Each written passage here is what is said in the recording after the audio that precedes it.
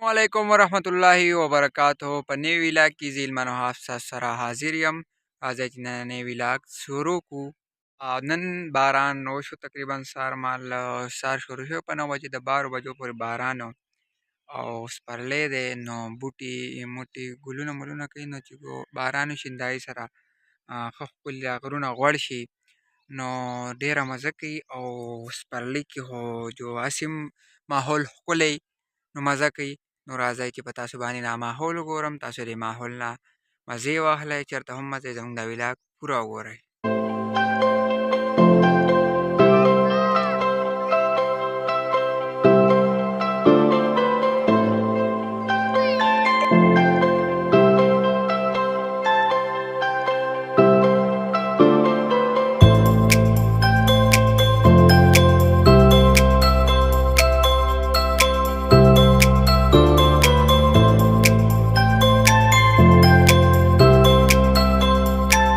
هسې راوتی ومه، مازدیګر دی، تقریبا 4 بجې دي.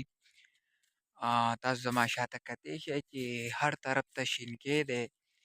دا غنم لوی شوي دي، تقریبا 100 پکې بمبلې ایستلي دي او 100 پکې لا نه دي ایستلي.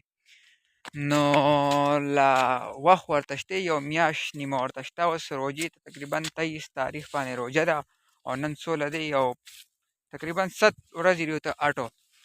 نو چې روژه وځي د اختر نه وروستو بیا د دې لونه کېږي او چې لوی وشي بیا ترې خلک ترېشلې کړي ګاړې غنم او ډېر مزیدار ماحول په کلي کې.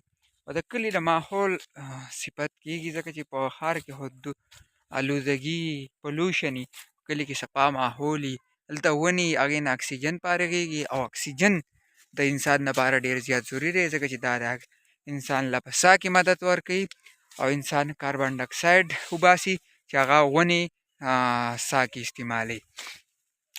نو دا غنم دا شینکۍ دا زموږ دپاره ډېر او اهم او ضروري دی. نو مونږ ځکه په دې مازدیګر کې چکر لرو ځو او د کلي هوا هم د دې سره صفایي پلوشن نه وي، دوړې نه وي. نو مونږ راوتي وو مازدیګر مونږ انجوای کوو او بس روان یم کور ته. واپسي مې وکړه او تاسو چې زما نه کم طرف ته هم ګورئ نو ونه پاڼې کړي دي، سپرلی دی او کم ځای ته هم ګوره شینکۍ دی، شینکۍ دی هر طرف ته چې ګورم نو شینکۍ دی. او د یو شاعر شعر دی، ما نه اوس شاعر نوم یې دی، وایي که په جنت کې چېرې د خپلې خوښې ژوند شو، که په جنت کې چېرې د خپلې خوښې ژوند شو، زه به د الله نه مازدیګر د بونیر غواړم.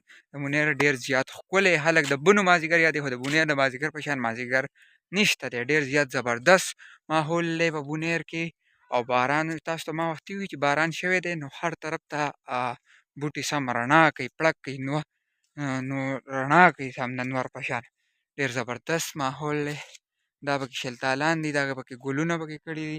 اوس د شلتالان د ګودې ته د اشاړیانو او شلتالانو جړۍ وایي. دا خو یوه ورځ وه، جړۍ بیا تقریبا ساعت 8 ورځې یا 9 ورځې ډېرې یې هفته وي. مونږ هم کرلي دي شلتالان، یو په 100-120 بوټي دي، پانچې پکې الوچۍ دي. نو مونږ به هغې ته ځیم کوو او بس تقریبا دا مونږ راورسېدو. دا زموږ پټی دی، دا پکې مونږ شلتالان کرلي دي. نو انشاءالله چې د دې خو 3-4 کاله وشو، 4م کال دا تقریبا دانې نیسي. نو انشاءالله چې مونږ به د دې نه شلتالان شو کوو. نو که ستاسو څه سوال یې سپرلي بابا؟